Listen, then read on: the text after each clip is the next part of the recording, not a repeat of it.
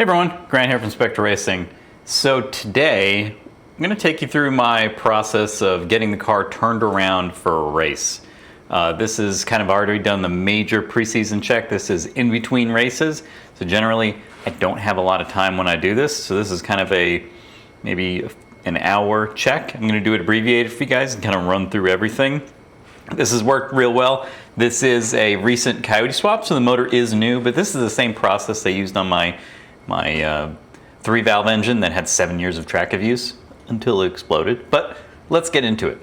Okay, so the first couple things, we're going to look at the engine. Obviously, you want to check the oil, check for any leaks up here. Now, a lot of these things probably are going to have other symptoms that would come up first, but it's always just good to double check. Obviously, you want to check fluid levels. When you go in to check fluid levels, one thing to do is take caps off and smell them. Sounds weird, but if you smell any gas or you see any oil in there, you are screwed. So that is something you'll have to address, probably head gasket or something. Same thing, this is a heat exchanger reservoir. So this overview probably worked for most cars. This is a supercharged car, obviously. You want to look and clean anything you can, especially known issues. Look for leaks in coolant lines. Look for corrosion that has happened, especially if you came from a rainy event and your car sits inside all the time like me. Make sure all your grounds are good. Your suspension. You want to nut and bolt everything you can. We'll get into that a little bit later when we get underneath the car. Obviously, the car here is on a lift. You can do this. When I didn't have a lift, I just put it on jack stands. You got to be a little bit more brave to get underneath Harbor Freight jack stands with the car up on here. You want to go and check brake reservoir fluid. Make sure no leaks here. Make sure that's all good to go. So the other thing before we start getting underneath the car is you want to go along fuel lines, fuel rails, and smell for gas. This is a lot easier when you're running E85 because it stinks a lot more. But that'll kind of tell you if you have an early fuel leak or a vapor fuel leak. When I built this engine, I had a very small vapor fuel leak that was very difficult to track down. Ended up being a fuel line, and it actually fixed a lot of issues. And it was not actually leaking, it was just vapor leaking. So that could have gotten a lot worse. So it's one of those things where just because your car survived until the end of the last session doesn't mean it'll survive the next one. All right, so let's get to the brakes. So one of the things you want to do is check, remove all 4 tires. You want to check your rotors for cracks. And you want to make sure you spin the rotors and check the outside and inside. This is one of those things like I was saying, the car could survive the last session, but it may not survive the next session. So you want to check obviously the outside and then maybe turn your wheel and check the inside rotor. So when you're here in the suspension, I like to always double check torques, especially on like camber bolts. Especially if you have someone else doing your alignment. I just had someone do the alignment and they only torqued this to 35 foot-pounds and I ruined a tire because I didn't check their work. So a lot of these, like this is 85 foot-pounds torque spec. So make sure all this is, I come through here with a wrench and make sure nothing's loose. Mostly if I don't have a lot of time. If I have a lot of time, I go through and check the actual torque specs. So you're gonna wanna do the same thing on the rear. Might be a little bit more difficult if you have all-wheel drive or rear-wheel drive. You have to actually spin the tires. It might be a little bit more difficult. Is just check for cracks. My rotors are pretty new here, but sometimes when you have drilled rotors, which I generally don't like tracking, they'll get like small heat cracks. Those are generally okay. You want to keep an eye on them. That's why the gyro disc I have up front are just slotted only. So they'll last a little bit longer. You won't see those like stress cracks forming in them, but you'll want to keep an eye on that. So we're underneath the car. This is a 2008 Mustang GT. Basically it has a truck suspension underneath, but a lot of the same concepts apply. You want to come under here and anything that holds fluid, you want to make sure it's not leaking. And the big thing you want to do is clean anything after you fix any leak. Is you don't want to think, was this leaking before or is it leaking now? So any previous leaks, make sure you clean very well so you won't have to kind of question your sanity like I do a lot. What ends up happening, for instance, is this was a leak that I fixed recently, is you can kind of see there's oil there. And sometimes oil will get like trapped in places, and then when you heat it up, it leaks out. So like weeping or something, I think is what it's called. Just know that that can happen. It's not necessarily a new leak. So what you can do here, you can kind of see I have these hash marks.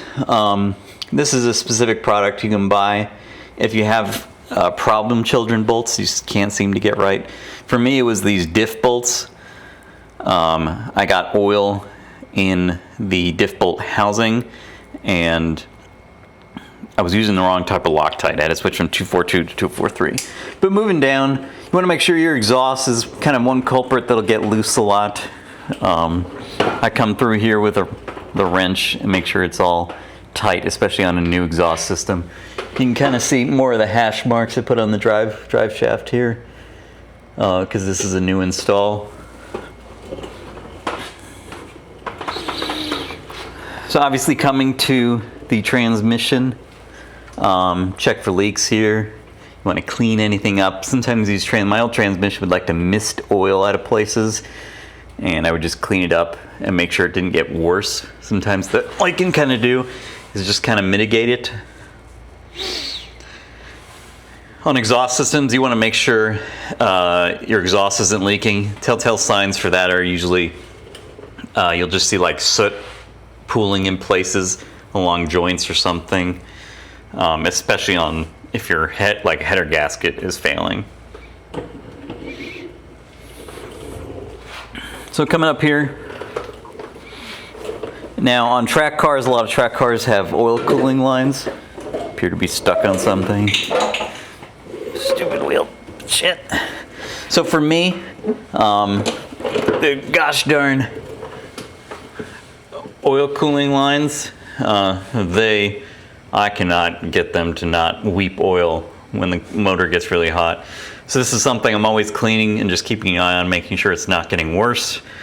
This car has oil pressure sensors. I actually have two. You can kind of see both on each side to keep tabs on it. But so I make sure to clean that. One thing to do if your car has a lot of aftermarket garbage like mine is to check for rubbing. You see, recently I have this wiring loom. I noticed, well, actually my old oil cooler line was ripping itself out. I don't know why that was happening. So I rerouted it to hopefully not being impacted by like the sway bar and brake ducting and all this garbage. And I noticed it also was getting affected by rubbing. So I like to use this loom stuff on everything. You can add some weight, but that's something that you can kind of use everywhere to make sure you're not rubbing through, especially on electrical stuff, because that can be dangerous and cause a fire. So watch for rubbing. Down here, you could do this when you're up top too, is check all the belts. Sometimes it can be easier from underneath the car than on top, especially now that I have the car on the lift. You want to check the belts aren't fraying, that the belts are on all of the ribs. I've seen a lot of race cars where the belts have jumped ribs and you're just moments away from failure and people don't realize it. That's something also to check in between sessions at a race. From this vantage point too, you can also check a lot of other coolant lines, make sure nothing's leaking, make sure your hose clamps aren't loosening up. I've actually been told that you shouldn't use hose clamps, you should use constant tension clamps. Here you can kind of you want to look at your exhaust, make sure your exhaust gasket's not failing, make sure that's good, especially in an older car or a new install in my case. Like I said, you'll see soot build up or you hear ticking noises from inside the car. One other thing, if you have an off-track experience, you want to clean all of the dirt. The last track day I did was very dusty, so I had to come out here with a duster and clean as much dirt as I could, because it might obfuscate any other leaks and it might be harder to figure out where it's coming from if the car is dirty. So one of the things they'll do in tech inspection you might want to do ahead of time is they'll check a lot of like your if your hub is coming loose. I can't really show you here, but you'll want to like shake the tire and make sure your hub's not coming loose. You want to make sure your ball joints are good here.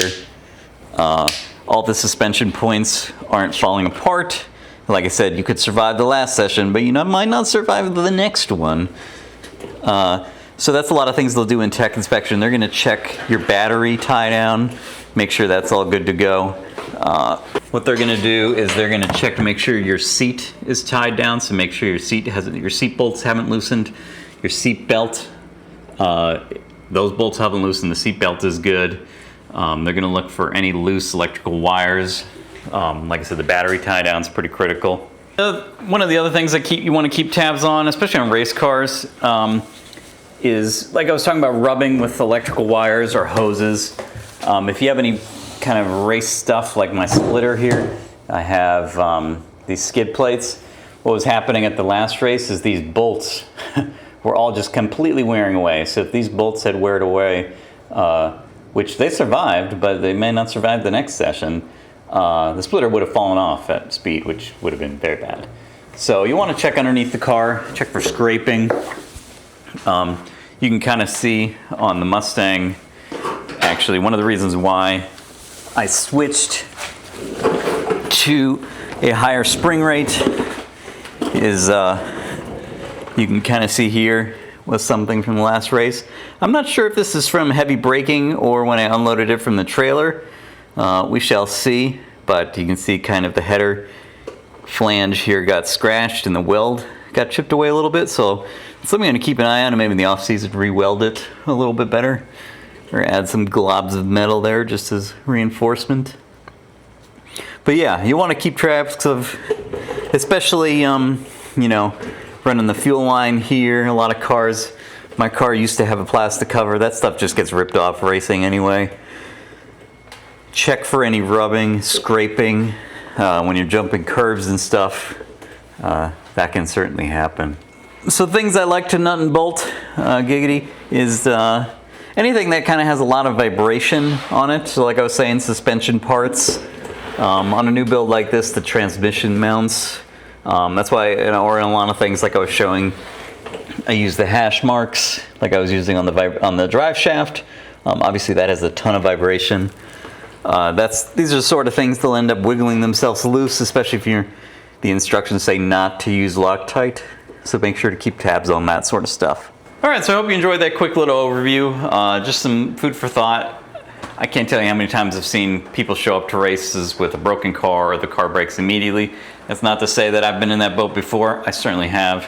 But hopefully this will help mitigate some issues you might have, just going through and checking as much as you can for as much time as you have. Obviously, the bigger the race, the more prep you want to do. But if you have any questions or comments, make sure to check out the pinned post down below. And thanks for watching.